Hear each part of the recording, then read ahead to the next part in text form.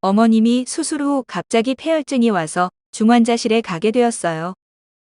찾아보니 사망률이 높다고 해서 걱정인데 폐혈증은 어떤 병인가요?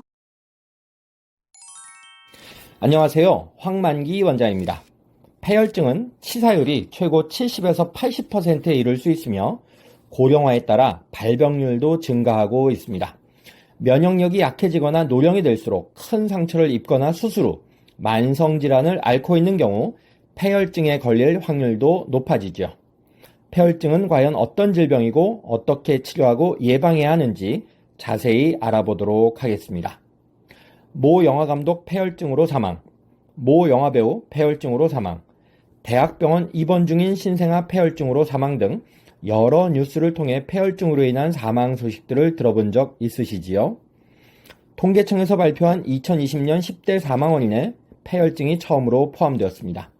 돌전 아기들에게 폐혈증은 사망 원인이 5일 정도로 매우 높습니다. 2020년 약 한 해 동안 폐혈증 사망자는 6,086명으로 지난 2년간 코로나 사망자가 약 4,130명인 것에 비교하면 결코 적은 숫자가 아닙니다.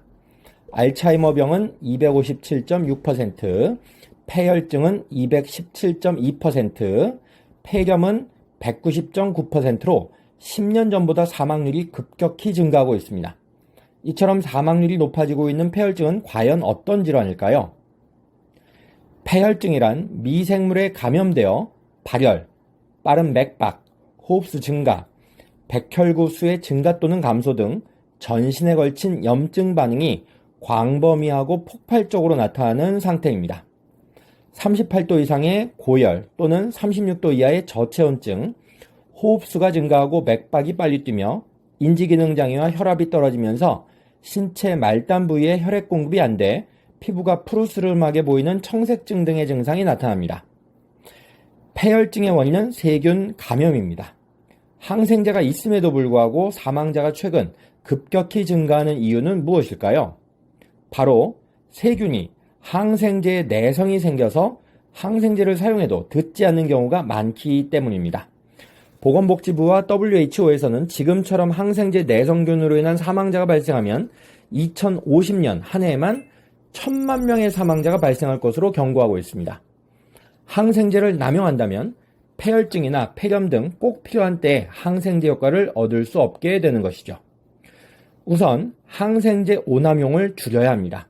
우리나라에서는 감기 치료에 있어서 약 40% 정도 항생제를 처방하고 있고 중이염, 축농증, 기관지염에는 거의 대부분 항생제를 처방하고 있습니다. 특히 어린아이들에 대한 항생제 처방이 전 세계 1위일 정도로 오남용이 굉장히 심합니다.